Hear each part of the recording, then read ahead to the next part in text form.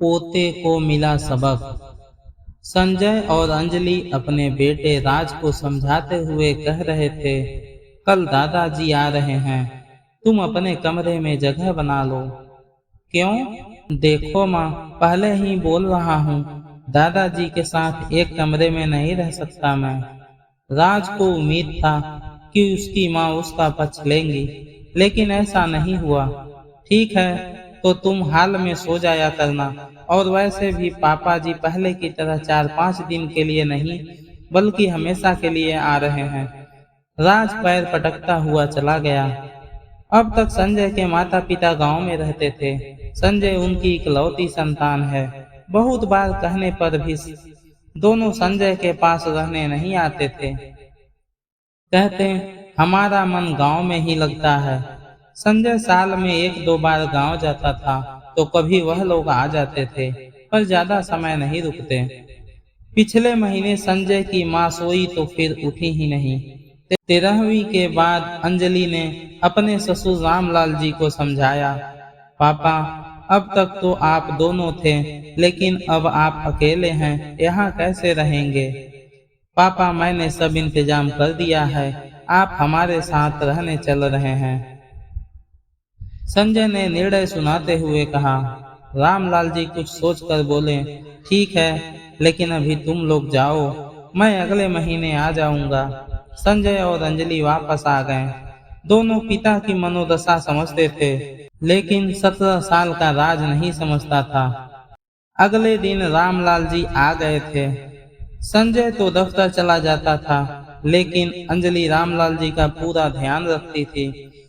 समय पर परहेज का खाना, दवाई, शाम को अपने साथ ही घुमाने ले जाती थी। उधर राज हर वक्त चिड़चिड़ा रहता। वह अपने दादाजी को घर में स्वीकार नहीं कर पा रहा था, या शायद करना नहीं चाहता था। ऐसा नहीं था कि रामलाल जी समझते नहीं थे, लेकिन अनदेखा कर देते थे। रविवार का दिन था। संजय और अंजलि को बाजार जाना था, तो अंजलि ने कहा, सुनो राज, मैंने खाना बना दिया है, तुम 2 बजे दादाजी को खाना खिला देना, उन्हें दवा लेनी होती है। ठीक है, राज ने लापरवाही में जवाब दिया और मोबाइल में व्यस्त हो गया। 2:30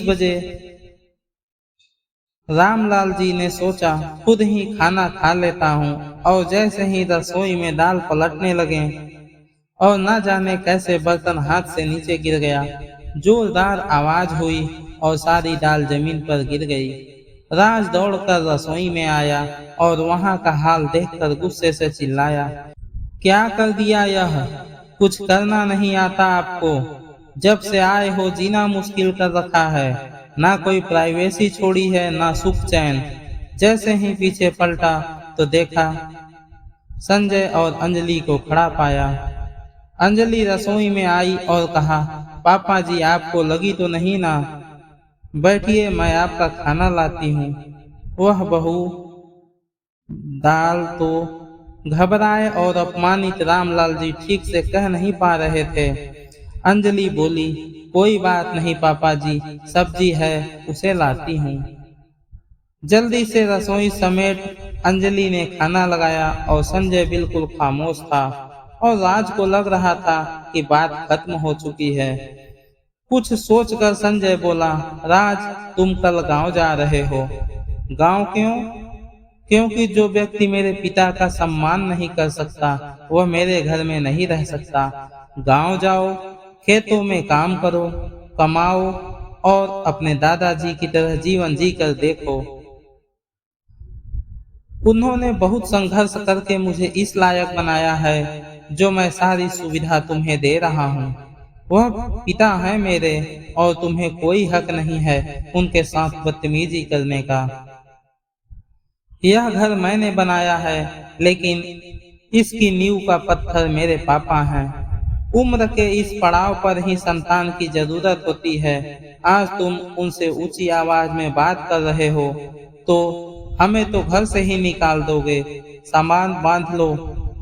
पापा, गलती हो गई, माफ कर दो।